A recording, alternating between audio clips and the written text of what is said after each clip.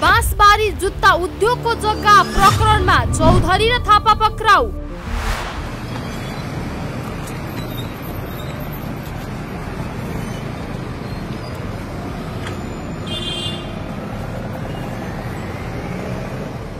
को हुनुहुन्छ अरुण चौधरी र अजित नारायण सिंह थापा?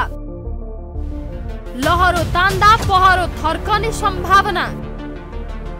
कसरी पुग्यो सरकारी जग्गा व्यक्तिका नाममा? 37 वर्ष अगाडिको भ्रष्टाचार प्रकरण छानबिन विशेष द न्यूज रिभ्यू।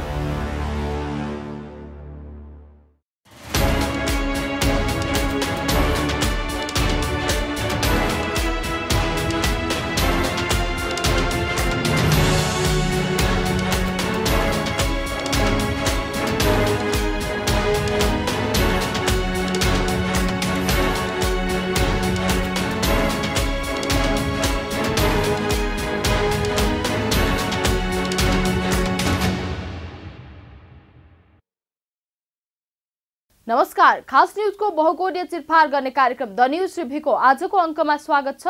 म रिचा दाहाल। दर्शकवृन्द, ललिता निवास जग्गा हिनामिना प्रकरणले मुलुक तताएकै बेला नेपाल प्रहरीले फेरि अर्को जग्गा हिनामिना प्रकरणमा हात हालेको छ। त्यो प्रकरण हो राजधानी काठमाडौँको बाँसबारी स्थित 10 रोपनी सरकारी जग्गा हिनामिना प्रकरण। ललिता निवास प्रकरणले भन्दा यति बेला बाँसबारी प्रकरणले मुलुक तातेको छ, किनकि ललिता निवासको जग्गा भन्दा बाँसबारीको जग्गा प्राइम लोकेसनमा छ। दोस्रो कुरा, ललिता निवासको जग्गाको पृष्ठभूमि भन्दा बाँसबारीको जग्गाको पृष्ठभूमि फरक छ, किनकि ललिता निवासको जग्गा सरकारले व्यक्तिको नामबाट खोसेर जबरजस्ती आफ्नो नाममा बनाएको थियो भने बाँसबारीको जग्गा सरकारले मुआब्जा दिएरै आफ्नो नाममा ल्याएको थियो। बाँसबारी छाला जुत्ता उद्योगका लागि सरकारले उपलब्ध गराइदिएको 83 रोपनी जग्गा मध्ये 10 रोपनी जग्गा व्यापारी अरुण चौधरीको नाममा पुगेको रहस्य खुलेको छ। यही प्रकरणमा नेपाल प्रहरीको केन्द्रीय अनुसन्धान ब्युरो CIB ले गत बिहीबार व्यापारी अरुण चौधरी र बाँसबारी छाला जुत्ता कारखाना लिमिटेडका तत्कालीन महाप्रबन्धक अजित नारायण सिंह थापालाई हिरासतमा लिएको छ। यसैगरी नेपाल प्रहरीको केन्द्रीय अनुसन्धान ब्युरो CIB ले CG चादबागका अध्यक्ष सञ्जय ठाकुरलाई पनि हिरासतमा लिएको छ। पक्राउ पर्नुभएका चौधरी, थापा र ठाकुरलाई प्रहरीले 2वटा अभियोगमा अनुसन्धान गरेको छ। त्यसमध्ये एउटा अभियोग हो ठगी, अर्को अभियोग हो लिखित सम्बन्धी कसुर।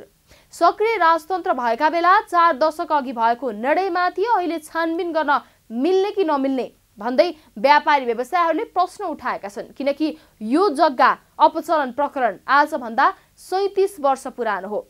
त्यति बेला मरिचमान सिंह प्रधानमन्त्री हुनुहुन्थ्यो भने भरत बहादुर प्रधान अर्थ राज्य मन्त्री हुनुहुन्थ्यो। यो प्रकरण निकै पुरानो भएकाले अहिले मुद्दा दायर नै नहुने दाबी मारवाडी समुदायका व्यापारीहरूको रहेको छ। तर यसअघि अदालतले ललिता निवास प्रकरणमा हद म्याद लागू नभई अनुसन्धान हुन सक्ने नजिर बसालिसकेको छ। बाँसबारी जग्गा प्रकरणको छानबिन अघि बढेपछि मुख्य रूपमा 6वटा प्रश्न उठेका छन्। 1. ललिता निवास जग्गा प्रकरण र बाँसबारी जग्गा प्रकरणमा के भिन्नताहरू छन्? 2. पञ्चायतकालीन संविधान तथा कानूनमा सरकारी जग्गा व्यक्तिको नाममा जान सक्ने प्रावधानहरू के थिए? 3. बाँसबारी छाला जुत्ता उद्योगको 10 रोपनी जग्गा के कसरी व्यक्तिको नाममा पुगेको हो? 4. बाँसबारीको सरकारी जग्गा व्यक्तिको नाममा पुर्याउनुमा तत्कालीन महाप्रबन्धक अजित नारायण सिंह थापा बाहेक अरूको हात छ कि छैन? 5.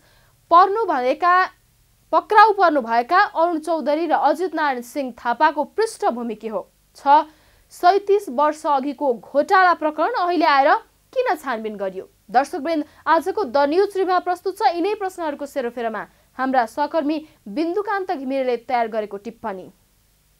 बाँसबारी जुत्ता उद्योगको जग्गा प्रकरणमा चौधरी र थापा पक्राउ।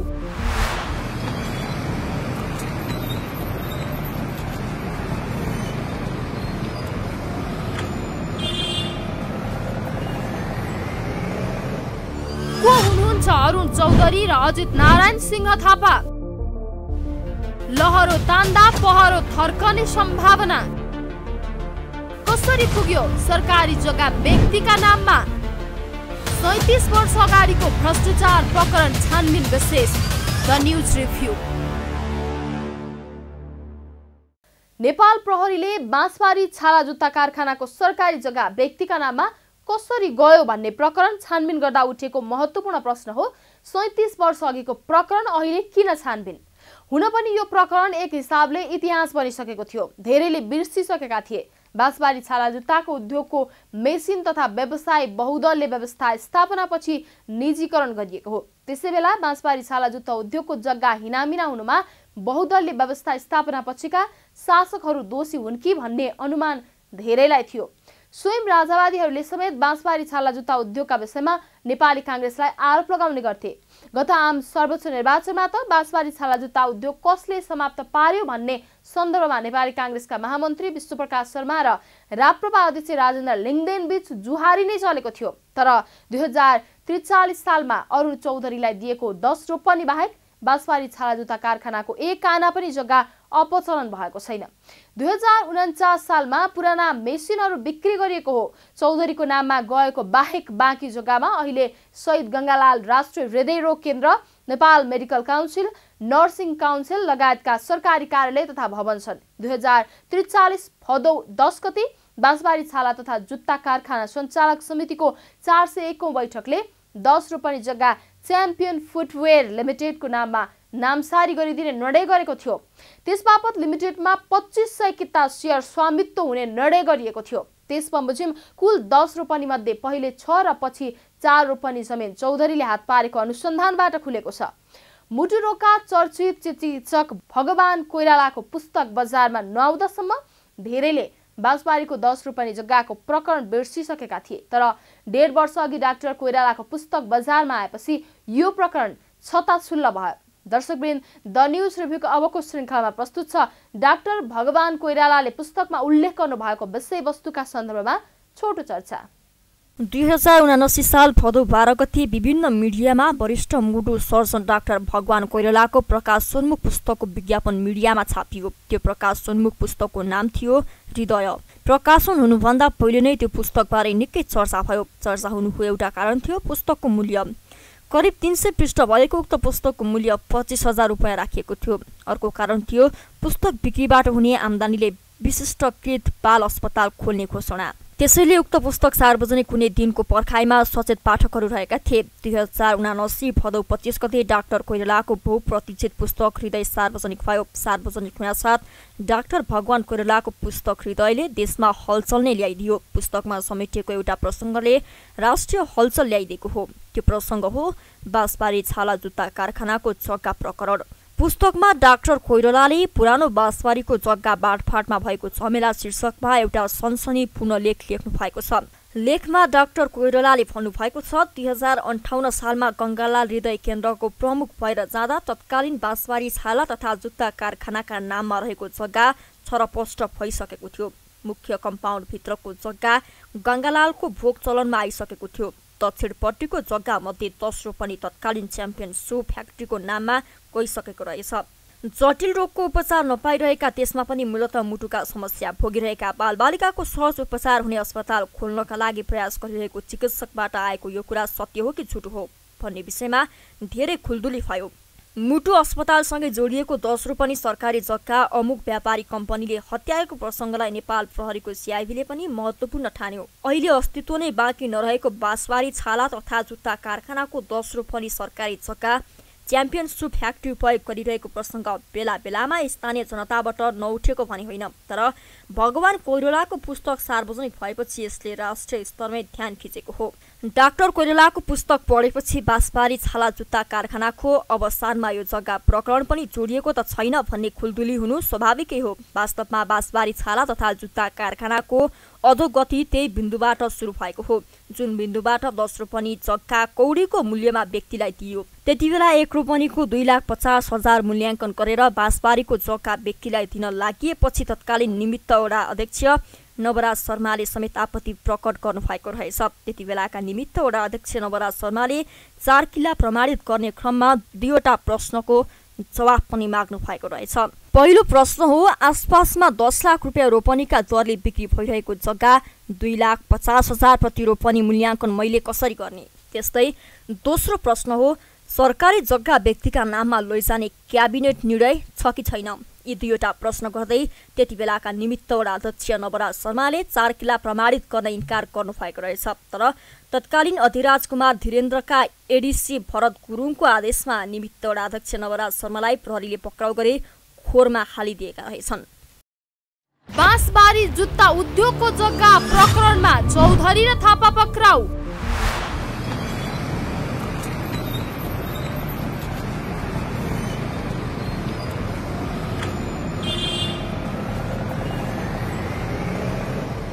को हुनुहुन्छ अरुण चौधरी र अजित नारायण सिंह थापा?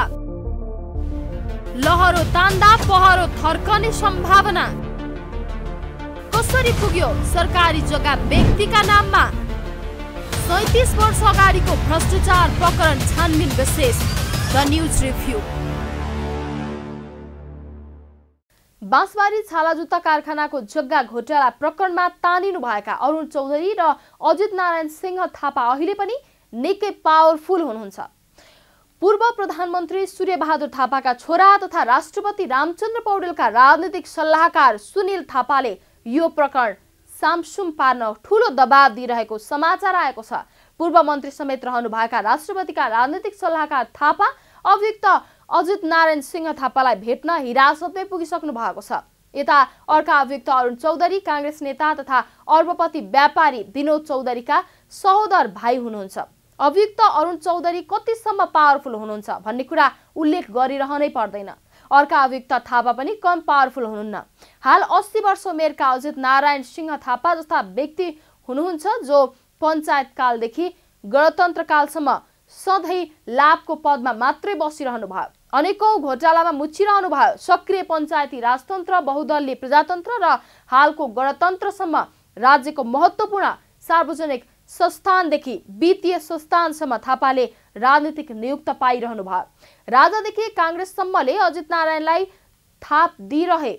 थापाको जन्म धनकुटाको मुगामा भएको हो, जो पञ्चायती नेता एवं पूर्व प्रधानमन्त्री सूर्यबहादुर थापाकै गाउँ हो। तर समयान्तरमा थापा परिवार विराटनगर बसाइ सर्यो। बसाइ पनि यस्तो ठाउँमा सर्यो जुन ठाउँ नेपाली कांग्रेसको राजनीतिमा हालसम्म अविच्छिन्न प्रभाव राखिरहेको कोइराला परिवारको बसोबास स्थल थियो।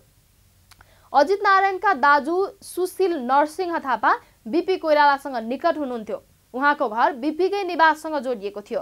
उहाँका अर्का दाजु कृष्ण नरसिंह थापा नेपाली सेनाको अवकाश प्राप्त कर्नेल हुनुहुन्छ। 39 वर्षको उमेरमा 2049 सालमा बाँसबारी छाला जुत्ता कारखानाको अध्यक्ष नियुक्त हुनुभएका थापाले कांग्रेस निकटताकै कारण बहुदल आएपछि पनि अजित नारायण थापाले ठूला राजनीतिक नियुक्ति पाइरहनु भयो। बहुदल आए लगतै थापा नेपाल औद्योगिक विकास निगमको अध्यक्ष नियुक्त हुनुभयो। त्यसपछि नेपाल विद्युत प्राधिकरणमा कार्यकारी निर्देशकका नियुक्ति हुनुभयो। त्यसपछि नेपाल वायु सेवा निगमको अध्यक्ष नियुक्ति हुनुभयो। पछिल्लो समय थापाले मितेरी डेभलपमेन्ट ब्याङ्क खोलेर आफ्नो व्यवसाय अघि बढाइरहनु भएको छ। यो ब्याङ्कले मुख्यतः पूर्वी नेपाललाई आफ्नो कारोबार क्षेत्र बनाएको छ। थापाले सरकारबाट जति पनि नियुक्ति पाउनु भयो ती सबै संस्थानहरू चरम भ्रष्टाचारको केन्द्र बने। उद्योगदेखि सेवा क्षेत्रका संस्थानको नेतृत्व गरेका थापाकै कार्यकालमा ती संस्थामा भ्रष्टाचार थप झाङ्गियो। औद्योगिक विकास निगमदेखि वायु सेवा निगमको नाम सुन्दैमा भ्रष्टाचारका अखडा जस्ता लाग्छन्। थापाको पारिवारिक सम्बन्ध समेत नेपालको सामाजिक र राजनीतिक क्षेत्रमा प्रभाव पार्ने व्यक्तित्वहरूसँग जोडिएको छ। उहाँ पूर्व मन्त्री भेषबहादुर थापाका सम्धी हुनुहुन्छ। साझा यातायातका अध्यक्ष एवं वरिष्ठ पत्रकार कनकमणि दीक्षितका मामा ससुरा पनि हुनुहुन्छ। यतिका धेरै नियुक्ति खाएर सार्वजनिक संस्थानहरूलाई थप धराशायी बनाउँदा पनि खासै ठूलो आलोचना नभोगेका थापाले जीवनको उत्तरार्धमा व्यक्तिगत साख पुरै गुमाउने अवस्था आउने त होइन भन्ने प्रश्न उठेको छ। त्यसैगरी अरुण चौधरीको पहुँचका सन्दर्भमा भने उहाँकै दाजु विनोद चौधरीले आफ्नो पुस्तकमा लेखिसक्नु भएको छ। दर्शकवृन्द, द न्यूज रिभ्यूको अबको श्रृङ्खलामा प्रस्तुत छ अर्बपति व्यापारी विनोद चौधरीले आफ्नो उन्नतिका सन्दर्भमा लेख्नु भएको प्रसङ्ग। चौधरीले आत्मकथामा दरबारदेखि सरकारको उच्च तहमा आफ्नो कस्तो सम्बन्ध थियो र त्यसलाई उनले कसरी व्यावसायिक लाभका निम्ति प्रयोग गरे भनेर वर्णन गर्नुभएको छ। तत्कालीन अधिराजकुमार राजा वीरेन्द्रका कान्छो भाइ धीरेन्द्रसँगको आफ्नो निकटतालाई पुस्तकको 5औं च्याप्टरमा राजनीतिक जम्का भेट शीर्षक दिएर चौधरीले लेख्नु भएको छ। कहिलेकाहीँ तपाईँको डुब्दो नाउ तार्नको कुन रूपमा आइपुग्छ थाहा हुन्न। मेरो तहस नहस व्यावसायिक करियरमा उद्धारक बनेर हात थाम्न आइपुग्नुभयो अधिराज कुमार धीरेन्द्र। यही घटनापछि हो चौधरीले अधिराज कुमार धीरेन्द्रसँग मिलेर अपोलो स्टिल इन्डस्ट्रिज खोलेको। आत्मकथामा पनि उहाँले धीरेन्द्रसँग व्यावसायिक साझेदारी अगाडि बढाउँदा लाइसेन्स पाउन माथा पछि नै गर्न नपरेको उल्लेख गर्नुभएको छ। चौधरीले भन्नुभएको छ, त्यतिखेर दरबारका कान्छोहरू कसैसँग साझेदारी गर्दा 51% सेयर आफूसँग राख्थे। लगानी गर्नेको भागमा 49% हुन्थ्यो। धीरेन्द्रले पहिलोचोटि मसँग यसको ठिक विपरीत अनुपातमा साझेदारी गर्नुभयो। 51% सेयर मेरो नाउँमा रह्यो, 49% उहाँले लिनुभयो। चौधरीले आफ्नो व्यवसाय कसरी फस्टायो भन्ने सन्दर्भमा लेख्नु भएको छ। अपोलो स्टिल मेरा लागि एउटा उद्योग मात्र नभएर त्यो राजनीतिक भेलबाट किनारा लगाउने अचूक माध्यम पनि बन्यो। चौधरीले पञ्चायती व्यवस्थाको त्यो जगजगीमा धीरेन्द्रसँग साझेदारी गरेर व्यवसाय सुरु गरेपछि आफू रातारात देशको प्रतिष्ठित उद्योगपतिमा दरिएको र त्यसपछि नै सबै व्यवसाय सही बाटोमा आउन थालेको उल्लेख गर्नुभएको छ। आत्मकथामा चौधरीले तत्कालीन राजनीतिक खिचातानीले आफ्नो व्यवसाय विरुद्ध तगराहरू सिर्जना गरेको भन्दै दरबारसँगको साझेदारीपछि ती तगरा हटेको बताउनु भएको छ। रानी ऐश्वर्यसँगको निकटताकै आधारमा आफ्ना भाइ वसन्तलाई पशुपति क्षेत्र विकास कोषको सदस्य सचिव नियुक्त गरेको प्रसङ्ग पनि चौधरीले आत्मकथामा उल्लेख गर्नु भएको छ। बाँसबारी अहिले काठमाडौँको प्राइम लोकेसन मध्ये पर्छ, जहाँ 1 रोपनी जग्गाको चलन चल्तीको मूल्य न्यूनतम 12 करोड 80 लाखदेखि 16 करोड रुपैयाँसम्म छ। त्यसमाथि बाँसबारी क्षेत्रमा अब 5 देखि 10 रोपनी जग्गाका टुक्रा उपलब्ध नै नरहेकाले यो जग्गाको मूल्यको हिसाब नै हुँदैन। चलन चल्तीको मूल्य अनुसार नै पनि अरुण चौधरीको स्वामित्वमा पुगेको बाँसबारीको 10 रोपनी सरकारी जग्गाको मूल्य करिब 1 अर्ब 60 करोड रुपैयाँ हुन आउँछ। तर यो जग्गाको मूल्य जम्मा 1 करोड 48 लाख मात्र देखिएको छ। सिजी चाँदबाग रेसिडेन्सी प्राली च्याम्पियन फुटवेयर प्रालीको नयाँ नाम हो। आन्तरिक राजस्व कार्यालय ललितपुरमा बुझाएको आर्थिक वर्ष 2077-78 को लेखा परीक्षण प्रतिवेदनमा 10 रोपनी जग्गा र त्यहाँ रहेका भवनसहित अचल सम्पत्तिको कुल मूल्य 1 करोड 48 लाख 28,363 रुपैयाँ 47 पैसा रहेको उल्लेख छ। चौधरी ग्रुपले जुत्ता कारखाना सञ्चालन गर्ने सम्झौता गरेर यो जग्गा प्राप्त गरेको थियो। तर 2043 सालमा जग्गा लिएपछि पुगनपुग 3 वर्ष मात्र जुत्ता उद्योग चलाएको चौधरी ग्रुपले पछि त्यही ठाउँमा चाँदबाग स्कुल सञ्चालनमा ल्याएको छ। थप रोचक त के छ भने कुल मूल्य नै 1 करोड 48 लाख 28,363 रुपैयाँ देखिएको त्यही जग्गा भवनको भाडा बापत सिजी चाँदबाग रेसिडेन्सी प्रालीले चाँदबाग स्कुलबाट वर्षेनी 1 करोड 59 लाख 9,738 रुपैयाँ भाडा उठाइरहेको छ। चाँदबाग स्कुल रहेको 10 रोपनी जग्गा अरुण कुमार चौधरीको नाममा भएकाले दाइ विनोद चौधरीले अरुणलाई स्कुल भाडा बुझाउनुहुन्छ। बाँसबारी जुत्ता उद्योगको जग्गा प्रकरणमा चौधरी र थापा पक्राउ।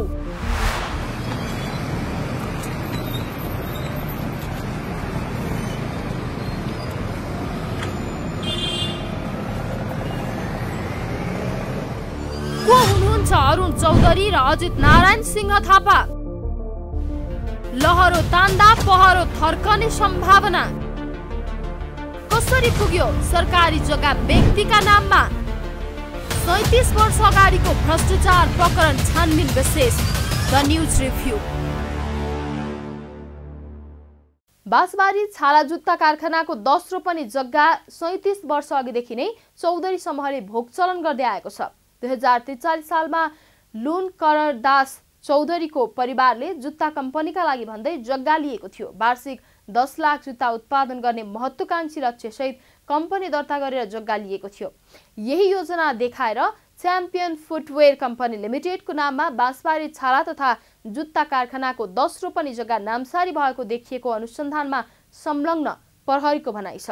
कारखानाको 10 रोपनी जग्गा आफ्नो प्रस्तावित कम्पनीको स्वामित्वमा ल्याउन चौधरी परिवारले कारखानाका तत्कालीन कार्यकारी प्रमुख अजित नारायण सिंह थापालाई व्यापारिक साझेदारी र अन्य कर्मचारीलाई मोटो आर्थिक लाभ दिएको आरोप लागेको छ। तत्कालीन अधिराज कुमार हिरेन्द्र शाहसँगको व्यापारिक साझेदारीको सम्बन्ध मार्फत दरबारमा समेत पहुँच बनाएको चौधरी परिवारले त्यसैका आधारमा बाँसबारीको जग्गा हात पारेको थियो। 10 रोपनी जग्गा दिए बापत बाँसबारी छाला जुत्ता कारखानाले चौधरी परिवारको फुटवेयरमा कारखानाको 2500 किता सेयर पाउने सम्झौता भएको थियो। तर बाँसबारी छाला जुत्ता कारखानाले प्राप्त गरेको फुटवेयरको 2500 किता सेयर कहाँ गयो भन्ने प्रश्न नै यति बेलाको ज्वलन्त प्रश्न हो। त्यसैको त 2500 किता सेयरका लागि 10 रोपनी जग्गा उक्त कम्पनीको नाममा सार्ने निर्णय हुँदासम्म च्याम्पियन फुटवेयर दर्ता नै भएको थिएन। जब जग्गा सम्बन्धी निर्णय भदौमा भयो भने अनि मात्र फुटवेयर 2043 कार्तिक 27 गते मात्र दर्ता भएको थियो। जग्गा प्राप्त भएपछि केही वर्ष कारखानाबाट जुत्ता उत्पादन भयो, त्यसपछि एकाएक बन्द भयो। 2049 सालमा सरकारले अरू केही संस्थानसँगै बाँसबारी छाला तथा जुत्ता कारखाना नै निजीकरण गर्ने निर्णय गरेको थियो।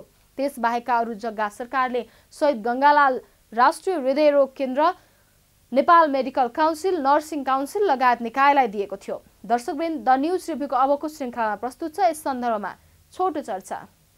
बाँसबारी छाला जुत्ता कारखानाको जग्गा अपचलन प्रकरण 37 वर्ष अगाडिको हो। धेरैले दाइ विनोद चौधरीले गरेको अपचलन प्रकरणमा भाइ अरुण चौधरीलाई किन छानबिनका लागि पक्राउ गरियो भन्ने प्रश्न सामाजिक सञ्जालमा उठाइरहेका छन्। तर उहाँहरूको अधिकांश सम्पत्ति साझा छ। बाँसबारी छाला जुत्ता कारखानाको अपचलन भएको 10 रोपनी जग्गा मध्ये अधिकांश अरुण चौधरीको नाममा छ। त्यहाँ सञ्चालित चाँदबाग स्कुल भने विनोद चौधरीको नाममा रहेको छ।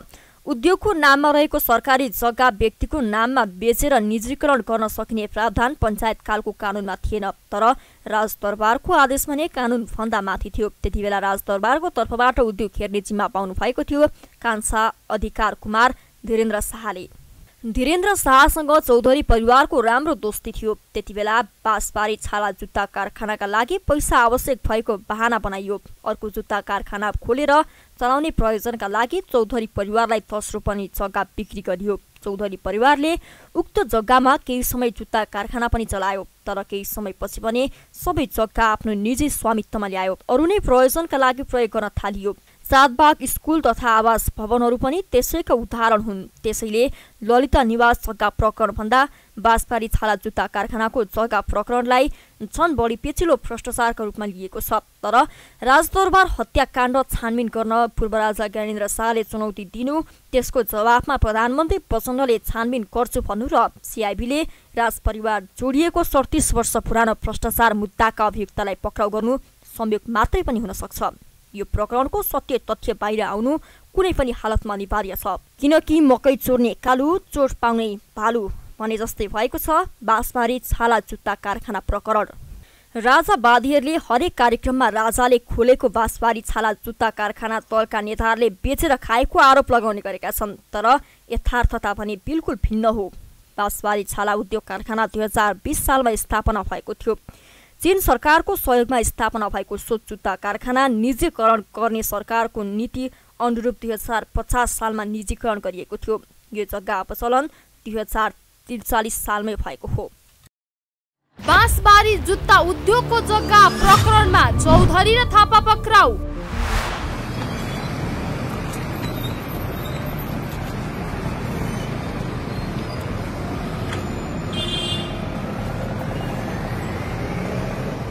को हुनुहुन्छ अरुण चौधरी र अजित नारायण सिंह थापा? लहरो तान्दा पहरो थर्कने सम्भावना। कसरी पुग्यो सरकारी जग्गा व्यक्तिका नाममा? 37 वर्ष अगाडिको भ्रष्टाचार प्रकरण छानबिन विशेष द न्युज रिभ्यू। वास्तवमा उद्योग तथा कल कारखाना सञ्चालन गर्ने भनेको सरकारले होइन, निजी क्षेत्रले नै हो। सरकारी उद्योगको निजीकरण तत्कालीन सरकारको दूरदर्शिताको उपज थियो। किनकि सरकार आफैले सञ्चालन गरेका धेरै उद्योगहरूले बाँसबारी छाला जुत्ताको नियति बेहोरेका छन्। अन्ततः बन्द भएका छन्, मेसिनमा खिया लागेर समाप्त भएका छन्। बरु त्यति बेला निजीकरण गरिदा राज्यलाई केही पैसा आयो, तर बाँकी रहेका उद्योगहरू धराशायी बनाइदा राज्यले अहिले पनि ठूलो दायित्व बेहोर्नु परेको छ। सरकार आफैले उद्योग कल कारखाना सञ्चालन गर्न सम्भव छैन भन्ने निक्युलमा छिमेकी मित्र राष्ट्र चीन सन् 1980 मै पुगेको हो। त्यसबेलादेखि नै चीनले निजीकरण सुरु गरेको हो। दक्षिणको छिमेकी देश भारतले सन् 1990 देखि निजीकरण सुरु गरेको हो। नेपालका सन्दर्भमा पनि 2041 सालमा तत्कालीन अर्थमन्त्री डाक्टर प्रकाश चन्द्र लोहनीले सरकारी उद्योग निजीकरण गर्ने प्रक्रिया सुरु गर्नुभएको हो। 2046 सालमा बहुदलीय व्यवस्था स्थापनापछि सरकारले उद्योग कल कारखाना सञ्चालन गर्न सम्भव छैन भन्ने ठहरमा मुलुकका सबै राजनीतिक दल पुगेका छन्। व्यवहारमा पनि त्यो पुष्टि हुँदै गएको छ। तर बहुदल आएपछि उद्योग बिक्री भयो भन्दै चुनावमा नारा लाग्न भन्ने छाडेको छैन। सरकारले कस्ता कस्ता उद्योग सञ्चालन गर्ने र कस्ता उद्योग सञ्चालनमा निजी क्षेत्रलाई प्रोत्साहन गर्ने भन्ने मामिलामा सर्वदलीय सहमतिको खाँचो छ। आर्थिक समृद्धिसँग जोडिएको यस्तो मामिलामा दलगत स्वार्थको राजनीति गर्नु हुँदैन। जुन वस्तु निजी क्षेत्रले नै मजाले उत्पादन गरिरहेको छ, प्रतिस्पर्धाका आधारमा मूल्य निर्धारण भइरहेको छ, कुनै सिन्डिकेट छैन भने त्यस्तो उद्योग राजाले घाटा खाएर सञ्चालन गर्नु सर्वथा गलत हो। उदाहरणका लागि जुत्ता कारखानालाई लिन सकिन्छ। बाँसबारी छाला जुत्ता कारखाना निजीकरण भए ता नेपालमा करिब 1500 वटा थप जुत्ता उद्योगहरू स्थापना भएका छन्। नेपालमा वर्ष दिनमा 12 करोड जुत्ता उत्पादन हुने गरेको छ। इटा उद्योगको अवस्था पनि करिब त्यही हो। तर भ्रिकुटी कागज कारखाना बन्द भयो, अरू कागज कारखाना खुलेनन्। नेपाल कागजमा परनिर्भर भयो। निजीकरण गरिएकै कारण भ्रिकुटी कागज कारखाना बन्द भएको भने होइन। यसैगरी दोलखा तथा सिन्धुपाल्चोकमा रहेको म्याग्नेसाइट कारखाना बन्द भएको 2 दशक नागिसकेको छ। नेपालको औद्योगिकरणको सम्भावनामा भोटे तालचा लागेको यही म्याग्नेसाइट उद्योग बन्द भएपछि हो। माओवादीले जनयुद्धका नाममा यो उद्योग बन्द गराइदिएको हो। करिब 60 प्रकारका उद्योगहरूमा म्याग्नेसाइट प्रयोग हुन्छ। दोलखा जिल्लाको लाकुरी डाँडा स्थित करिब 2 वर्ग किलोमिटर क्षेत्रफलमा फैलिएको खानीमा 18 करोड टन म्याग्नेसाइट भएको अनुमान छ। क्याल्साइन म्याग्नेसाइटको मूल्य प्रति टन 25,000 रुपियाँ पर्छ। क्याल्साइन म्याग्नेसाइट निर्यातबाट मात्र नेपालले आफ्नो व्यापार घाटा सन्तुलनमा ल्याउन सक्ने विज्ञहरू बताउँछन्। तर कुनै पनि पार्टीको सरकारले उक्त उद्योग चलाउने विषयलाई प्राथमिकतामा ल्याएको देखिँदैन। छाला जुत्ता कारखानाको मुद्दामै मुलुकका राजनीतिक दलहरू अड्किएका छन्। दर्शकवृन्द, द न्युज रिभ्यूको आजको प्रसङ्ग यति नै। तपाईँ न्युज नेपाल टेलिभिजनको प्रसारण युट्युब र फेसबुकमा पनि प्रत्यक्ष हेर्न सक्नुहुनेछ। आजको प्रस्तुतिबाट हामी सबैलाई बिदा दिनुहोस्। हेर्दै गर्नुहोला न्युज नेपाल टेलिभिजन। नमस्कार। बाँसबारी जुत्ता उद्योगको जग्गा प्रकरणमा चौधरी र थापा पक्राउ।